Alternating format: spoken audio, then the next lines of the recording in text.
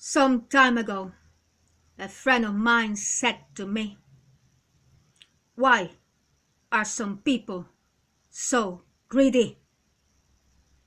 They live beyond their means. They become bankrupt.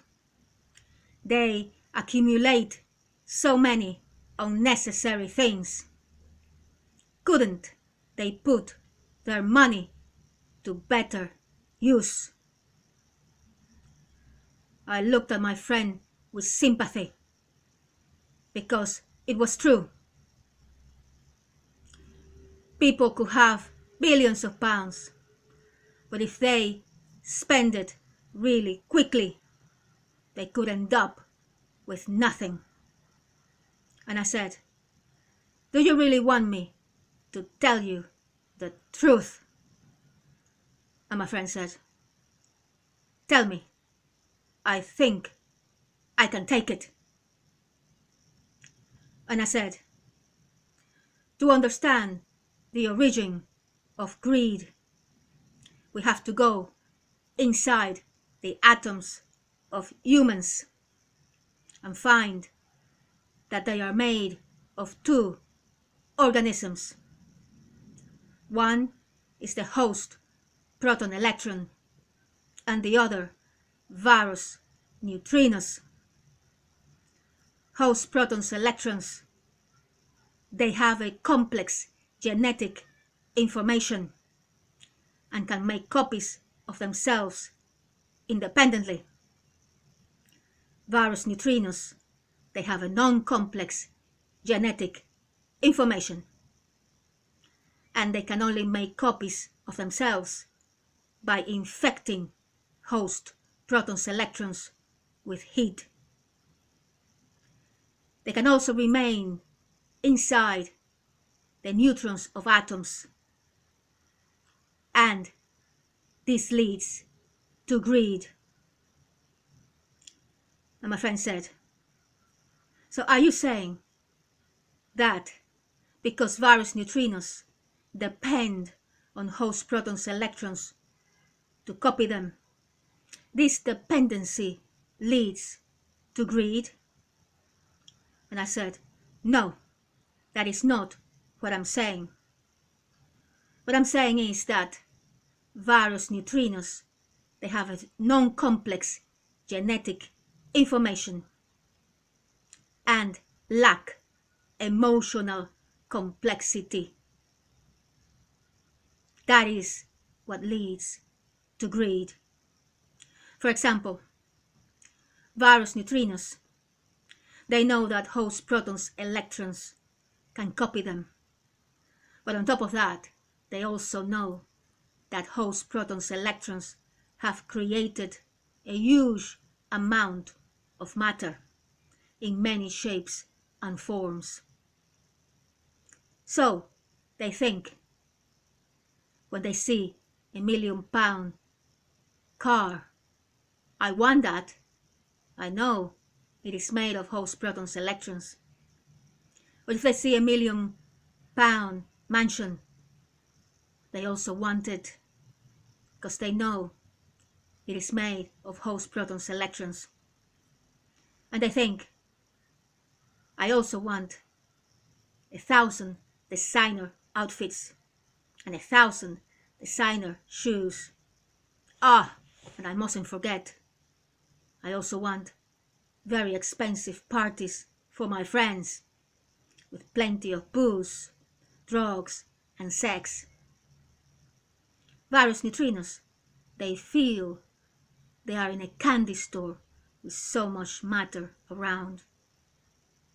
And my friend said, "Are you saying that because varus neutrinos cannot create matter, they use and abuse the matter that host protons electrons have created?"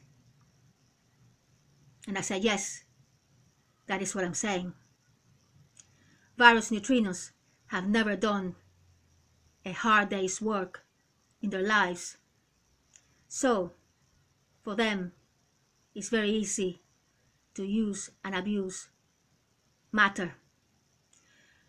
But there is also something very sinister about greed. Various neutrinos, they know that host protons, electrons don't have a memory, that they don't know who their enemy is. So, when various neutrinos buy a very expensive car or a very expensive yacht, they're thinking, I can control you. I can control the matter you created. And my friend said, yes, that is very sinister. But there's also something horrible about greed. There's plenty of theft and murder on planet Earth. I have seen documentaries where teenagers, they kill their parents for their savings or their house. Or people in the financial sector, they rob their investors of their money. Surely this could make planet Earth bankrupt eventually. We should be able to do something about it. And I said, well, apart from tougher prison sentences for thieves and murderers, the other thing we can do is to make sure people eat a better diet with plenty of fruit and vegetables as part of a balanced diet. And also to phase out drug addiction. This will improve the character of people. And my friend said, how come? And I said, because the heavier the atoms, the more various neutrinos they have. And drugs have plenty of heavy atoms.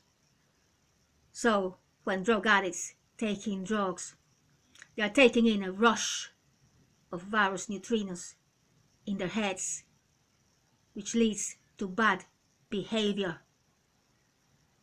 On the other hand, fruit and vegetables, they have lighter atoms because they're water-based. So this can improve the character of people having plenty of fruit and vegetables.